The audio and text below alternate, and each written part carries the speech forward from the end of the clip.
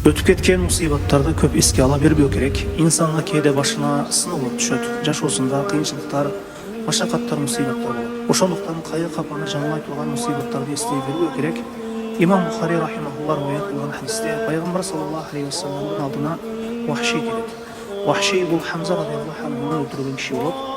Ошондо пайгамбарыбыз саллаллаху алейхи вассалам ага сен Хамзаны өлтүргөн Вахши болосуңбу деп айтат. Пайгамбарыбыз саллаллаху алейхи вассалам ага мүмкүн болсо көзүнө көрүнбөй жүргүн деп айтат.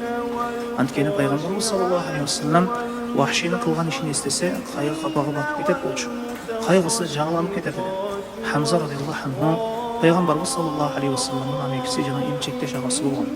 Пайгамбарыбыз саллаллаху алейхи вассалам Хамза радиаллаху анхуну өлтүргөндө анын алдына келип туруп, мага мындан чоң мусибат келбесе керек мындан кийин деп айткан. Пайгамбарыбыз саллаллаху алейхи вассалам Вахшини айдаган эмес, ал мусулман болгон болчу.